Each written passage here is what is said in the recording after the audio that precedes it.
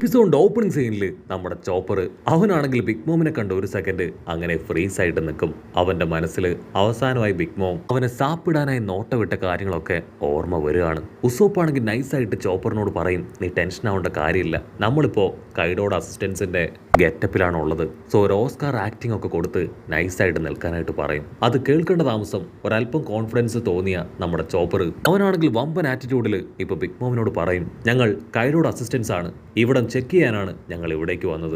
Big mom ആണെങ്കിൽ ആഷലായിട്ട് അതിന് okay പറഞ്ഞ് ഡോർ ക്ലോസ് ചെയ്ത് അങ്ങനെ ടേൺ ചെയ്യാണ്. പക്ഷെ അടുത്ത നിമിഷം അവള് ചോപ്പറിന്റെ ഫേസ് ഒന്ന് സൂം ചെയ്ത് ആലോചിക്കും. സെക്കൻഡുകൾ കൊണ്ട് പഴയ മെമ്മറീസ് എല്ലാം അവളുടെ മനസ്സിലേക്ക് വരികയാണ്. അവൾ ആ ഡോർ വലിച്ചു തുറന്ന് ഇപ്പോ ചോപ്പറിന് നേർക്ക് വരും. സത്യം പറയും, നീ ആ സ്ട്രോ ഹാൻഡ് ലൂഫി അവന്റെ ടീമിലെ മെമ്പർ ആ റക്കൂൺ അല്ലേ? ചോപ്പറിനാണെങ്കിൽ എന്താ ചെയ്യേണ്ടതെന്ന് അറിയില്ല. അവൻ ഉസോപ്പിനോട് വണ്ടി സ്പീഡിൽ മുൻപോട്ടേക്ക് എടുക്കാൻ പറയും. അത് കേൾക്കേണ്ട താമസം ഉസോപ്പ് ആണെങ്കിൽ നല്ല സ്പീഡിൽ വണ്ടി അങ്ങനെ കത്തിച്ച് വിടുകയാണ്. അവരുടെ തൊട്ടു പിന്നാലെ ബിഗ് മോം നിലവിളിച്ച് ഓടിക്കൊണ്ടേയിരിക്കും. ഇവിടെ നമ്മുടെ ആൾക്കാരാണെങ്കിൽ നൈസായി ബിഗ് മോമിനെ നോക്കുകയാണ്. അവളിപ്പോ ആ വണ്ടിയുടെ പുറകെ പോയതുകൊണ്ട് തന്നെ നമ്മുടെ ആൾക്കാർക്ക് ഇനി ഈസി ആയിട്ട് അവിടെ ക്രോസ് ചെയ്ത് പോവാം. കട്ട് ചെയ്താ ഇവിടെ കാഞ്ചറോയെ കാണിക്കും. അവനാണെങ്കിൽ നടന്ന സംഭവങ്ങളെല്ലാം പറഞ്ഞ് മൊമന്റോസ്കിയെ അവരുടെ മുൻപിലേക്ക് ഇട്ട് കൊടുക്കുകയാണ്. ആക്ച്വലി മൊമന്റോസ്കി അവനാണെങ്കിൽ കയ്യിൽ കിട്ടിയ ഒരു സ്ക്വാഡ് അത് വെച്ച് കാഞ്ചറോയെ അറ്റാക്ക് ചെയ്ത് രക്ഷപ്പെടാനായിട്ട് ശ്രമിച്ചു. അതുകൊണ്ടാണ് കാഞ്ചറോ അവനെ അറഞ്ചം പുറഞ്ചം അടിച്ചത്. കൈഡോ ആണെങ്കിൽ ഒരു സെക്കൻഡ് ഫ്ലാഷ് ബാക്ക് ആലോചിക്കും. ഫ്ലാഷ് ബാക്കിൽ ഇവനെ കൈഡോ ആണെങ്കിൽ തൂക്കിയെടുത്തത് ദൂരേക്ക് വലിച്ചെറിഞ്ഞത് അങ്ങനെ എല്ലാ കാര്യങ്ങളും അവൻ ഓർമ്മ വരികയാണ്.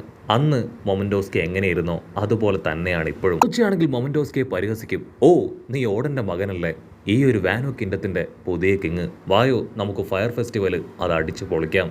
ഈ ഓടന്റെ മകനായതുകൊണ്ട് തന്നെ ഡ്രിങ്ക്സ് ഒക്കെ നന്നായിട്ട് അടിക്കില്ലേന്ന് ചോദിച്ച് അവന് ഡ്രിങ്ക്സ് ഓഫർ ചെയ്യാണ്. മൊമന്റോസ്കിക്ക് ആണെങ്കിൽ എന്താ ചെയ്യേണ്ടതെന്ന് അറിയാതെ ഇവിടെ കളിയാക്കലുകളും കുറ്റപ്പെടുത്തലുകളും ഒക്കെ കേട്ട് അവൻ തല താഴ്ത്തി നിൽക്കും. ആഞ്ചറോ ആണെങ്കിൽ ഇപ്പോഴും യഥാർത്ഥ പ്രശ്നം അത് ഡിസ്ക്ലോസ് ചെയ്തിട്ടില്ല.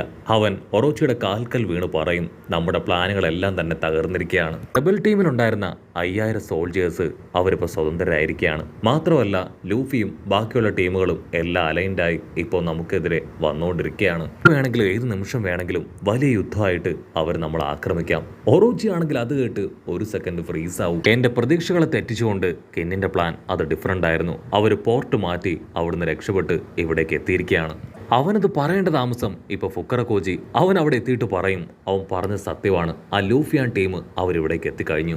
ഒറോച്ചി ആണെങ്കിൽ അത് കേട്ട് ഡബിൾ ഷോക്കാവും. ഓ നോ, നീ എന്നിട്ട് എന്തുകൊണ്ട് എന്നെ അത് അറിയിച്ചില്ല?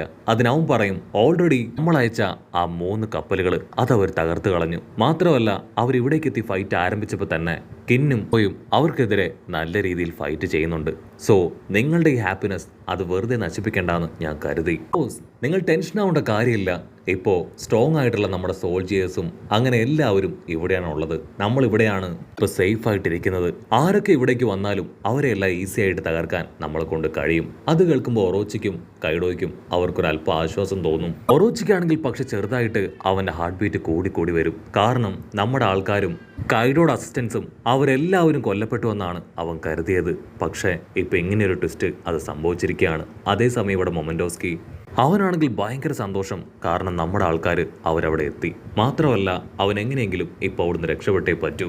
ഈ വില്ലന്മാരുടെ കയ്യിൽ നിന്ന് അവൻ സ്വന്തമായിട്ട് രക്ഷപ്പെടുമെന്ന് ലൂഫിക്ക് വാക്ക് കൊടുത്തതാണ്. അവൻ ചുറ്റും നോക്കും. ചെറിയൊരു ഗ്യാപ്പ് കിട്ടുമ്പോൾ അവനെ കൊണ്ട് വയ്യായിട്ട് പോലും അവൻ പതിയെ അവിടുന്ന് രക്ഷപ്പെടാൻ ശ്രമിക്കും. ഉടനെ ഒറോച്ചി ആണെങ്കിൽ അത് നോട്ടീസ് ചെയ്യും. ഒറോച്ചി അവന്റെ കൈ നീട്ടി മൊമന്റോസ്കിയെ തൂക്കിയെടുക്കുകയാണ്. ഇവനാണ് ഇതിനെല്ലാത്തിനും കാരണം. ഓടന്റെ പരമ്പരയിൽ അവശേഷിക്കുന്നവൻ അവൻ ഇവനാണ്. ഇവൻ കൊല്ലപ്പെട്ട് കഴിഞ്ഞാൽ അവരുടെ എല്ലാവരുടെയും പ്രതീക്ഷ അത് നിൽക്കും. സോ ആദ്യം ഇവനെ കൊല്ലാനുള്ള ആ ഒരു തയ്യാറെടുപ്പ് അത് നടത്തണം. കട്ട് ചെയ്ത മറ്റൊരു ഭാഗത്ത് കാറ്റ് കിങ് ആളാണെങ്കിൽ ഇപ്പൊ നല്ല സ്പീഡിൽ കപ്പലുമായിട്ട് ആ ഉറകഷിമ ലക്ഷ്യമാക്കി വരികയാണ്. അപ്പോൾ അവിടുന്ന് അങ്ങനെ സീൻ കട്ട് ചെയ്ത് ഒരു ഫ്ലാഷ് ബാക്ക് കാണിക്കും. ഫ്ലാഷ് ബാക്കിൽ കാറ്റ് വൈപ്പർ ആണെങ്കിൽ മാർക്കോയുടെ അടുത്തേക്ക് ചെന്ന് നടന്ന കാര്യങ്ങളെല്ലാം പറയും. ഞങ്ങൾ ഓടന്റെ വാനോ കിൻഡം തിരികെ പിടിക്കാനായിട്ട് ശ്രമിക്കുകയാണ്. ലൂഫിയൻ ടീമാണ് ഞങ്ങൾക്ക് അതിന് ഫുൾ സപ്പോർട്ട് തരുന്നത്.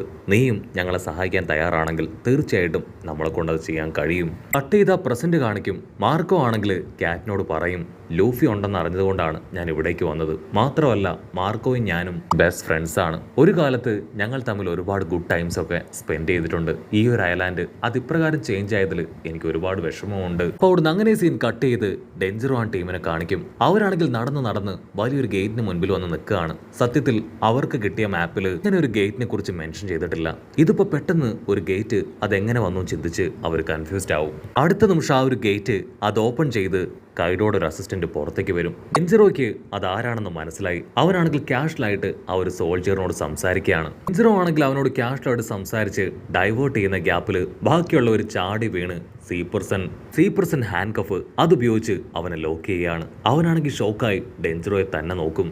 ആണെങ്കിൽ അവന്റെ വായിൽ പ്ലാസ്റ്റർ ഒട്ടിക്കും. അതിനുശേഷം അവന്റെ ആ കോട്ട് അത് അഴിച്ച് കാണിക്കുകയാണ്. കൊസുക്കി ക്ലാന്റെ വലിയൊരു സിമ്പൽ ടാറ്റു അടിച്ചിരിക്കുകയാണ്. ഡെഞ്ചറോ ആണെങ്കിൽ കിൻ അവന്റെ ടീമിനെ സ്പ്ലിറ്റ് ആക്കി വിട്ടതുപോലെ അവനും അവന്റെ ടീമിനെ 2 ടീമാക്കി മാറ്റി ഒരു ടീമിനെ സ്കള്ളിന്റെ ഉള്ളിലൂടെയും മറ്റൊരു ടീമിനെ പുറത്തുകൂടെയും ആ ബാക്ക് ഡോറിലേക്ക് പോകാനായിട്ട് പറയും. അതേസമയം ഇവിടെ ചോപ്പറും ഉസോപ്പും അവർ രണ്ടുപേരും മോമിന്റെ കണ്ണു വെട്ടിച്ച് ഒരു വലിയ മലയുടെ പുറകിൽ അങ്ങനെ വണ്ടിയായിട്ട് ഒളിച്ചിരിക്കുകയാണ്. ബിഗ് മോം ആണെങ്കിൽ ദേഷ്യപ്പെട്ട് പറയും, നിങ്ങൾ എവിടെ ഒളിച്ചിരുന്നാലും തീർച്ചയായിട്ടും ഞാൻ നിങ്ങളെ കണ്ടെത്തും. പ്രധാനമായിട്ടും നിങ്ങളെ തകർക്കാനാണ് ഞാനും എൻ്റെ ആൾക്കാരും ഇവിടേക്ക് വന്നത്. എൻ്റെ വെഡ്ഡിംഗ് കേക്ക് അത് തകർത്ത് നിങ്ങളെ വെറുതെ വിടില്ല. മോം അങ്ങനെ വിളിച്ചു പറയുന്നത് കേട്ട ഒരുപാട് സോൾജിയേഴ്സ് അവരവിടേക്ക് വരും. ഡിഫൻഡിങ് ടീമാണ്. ബിഗ് മോം ആണെങ്കിൽ അവരോട് നമ്മുടെ ആൾക്കാരെ തിരയാനായിട്ട് പറയും. അവരാണെങ്കിൽ ഓൾമോസ്റ്റ് നമ്മുടെ ആൾക്കാരെ എയിം ചെയ്ത് ഇപ്പൊ പീരങ്കികൾ അവർക്ക് നേരെ തിരിക്കുകയാണ്.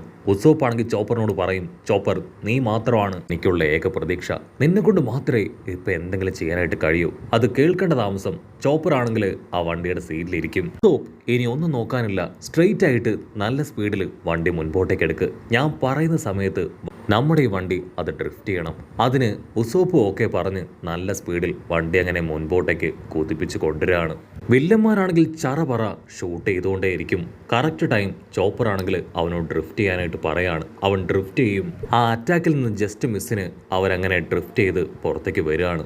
അവനാണെങ്കിൽ നിർത്താതെ അറ്റാക്ക് ചെയ്യും. ഉസോപ്പ് ആണെങ്കിൽ ചോപ്പറിന്റെ ഇൻസ്ട്രക്ഷൻ പ്രകാരം അതിൽ നിന്നെല്ലാം വെട്ടിച്ച് മുൻപോട്ടേക്ക് പോവാണ്. ചോപ്പർ ആണെങ്കിൽ വലിയൊരു മെഷീൻ ഗണ്ണ് പോലുള്ള വെപ്പൻ അത് കയ്യിലെടുക്കും. അതിനുശേഷം ഇപ്പൊ അവൻ തിരിച്ച് അവരെ അറ്റാക്ക് ചെയ്യുകയാണ്. ആൾക്കാർ രണ്ടുപേരും ചേർന്ന് മിനിറ്റുകൾ കൊണ്ട് ആ വില്ലന്മാരെ എല്ലാവരെയും തകർത്ത് പുറത്തു വരികയാണ്. ബിഗ് മോം ആണെങ്കിൽ റോക്കറ്റ് ലോഞ്ചർ കയ്യിലേന്തും. അതിനുശേഷം ചോപ്പറിനോട് വിളിച്ചു പറയും, റക്കൂൺ എനിക്ക് നിന്റെ ലിമിറ്റേഷൻ അത് നന്നായിട്ട് അറിയാം. മാത്രമല്ല നിങ്ങളുടെ ടാങ്കറിന്റെയും നിങ്ങളെ തീർച്ചയായിട്ടും ഞാൻ തന്നെ തകർക്കുമെന്ന് പറഞ്ഞ് അവര് ആ ഒരു റോക്കറ്റുമായിട്ട് അങ്ങനെ ചാടി വരികയാണ്. ടോപ്പ് ആംഗിളിൽ വെച്ച് ടാങ്കറിനെ അറ്റാക്ക് ചെയ്താൽ തീർച്ചയായിട്ടും അത് തകർന്നു പോകും. ഇവിടെ ഉസോപ്പും ചോപ്പറും അവർ രണ്ടുപേരും ബിഗ് മോം ഫ്ലൈ ചെയ്ത് വരുന്നത് കാണും.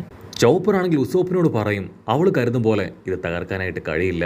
ഇത് ബിൽഡ് ചെയ്തത് വളരെ എഫക്റ്റീവ് ആയിട്ടുള്ള മെറ്റൽ ഉപയോഗിച്ചാണെന്ന് പറഞ്ഞ് ഉസോപ്പുമായിട്ട് ആ ടാങ്കറിന്റെ ഉള്ളിലേക്ക് പോയി ഡോർ ക്ലോസ് ചെയ്യും. ബിഗ് മോം ആണെങ്കിൽ ആ ടാങ്കറിന്റെ ക്ലോസ് അടുത്തെത്തി റോക്കറ്റ് വിട്ട് അതങ്ങനെ തകർക്കാൻ ശ്രമിക്കുകയാണ്. പക്ഷേ റോക്കറ്റ് വന്ന് ഇടിച്ച ഫോഴ്സിൽ അതങ്ങനെ സ്കൈയിലൂടെ ഫ്ലൈ ചെയ്തു പോകും. അതിന് കാര്യമായിട്ട് ഒന്നും തന്നെ സംഭവിക്കില്ല.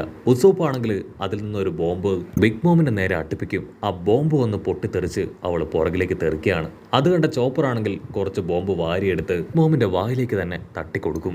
ആ ബോംബുകളെല്ലാം തന്നെ അവളുടെ വായിന്ന് പൊട്ടിത്തെറിച്ച് അവൾ ദൂരേക്ക് വീഴുകയാണ്. നമ്മുടെ ആൾക്കാർക്കാണെങ്കിൽ ഭയങ്കര സന്തോഷം. ശല്യം തീർന്നു എന്ന് കരുതി അവർ ദൂരേക്ക് നോക്കും. പക്ഷെ ഞൊട്ടിയടയിൽ അവൾ ചാടി എഴുന്നേറ്റ് ഉച്ചത്തിൽ നിലവിളിച്ച് അവരുടെ പിന്നാലെ വരികയാണ്. വേറെ വഴിയില്ലാതെ നമ്മുടെ ആൾക്കാരാണെങ്കിൽ ഇപ്പൊ ആ കണ്ടെയ്നർ ഇതിന്റെ മുഴുവൻ സ്പീഡിൽ മുൻപോട്ടേക്ക് കുത്തിപ്പിക്കുകയാണ്. തൊട്ടു പിന്നാലെ ബിഗ് മോമും അവരുടെ പിന്നാലെ ഓടി വരും. ചോപ്പർ ഉസോപ്പും ആണെങ്കിൽ വണ്ടി ഓപ്പോസിറ്റ് സൈഡിലേക്ക് കൊണ്ടുപോകും. അതുകൊണ്ട് തന്നെ കിന്നിനും ടീമിനും അതുവഴി ഈസി ആയിട്ട് പാസ് ചെയ്യാനായിട്ട് കഴിയും. കിന്നാണെങ്കിൽ വിളിച്ചു പറയും, താങ്ക് യു വെരി മച്ച്. നിങ്ങൾ കറക്റ്റായി ഓപ്പോസിറ്റ് സൈഡിലേക്ക് ടേൺ ചെയ്ത് പോയതുകൊണ്ടാണ് ഞങ്ങൾക്കിപ്പോൾ ഇത് ക്രോസ് ചെയ്യാൻ കഴിഞ്ഞത്. അപ്പോഴായിരിക്കും ഇവിടെ മറ്റൊരു ട്വിസ്റ്റ്.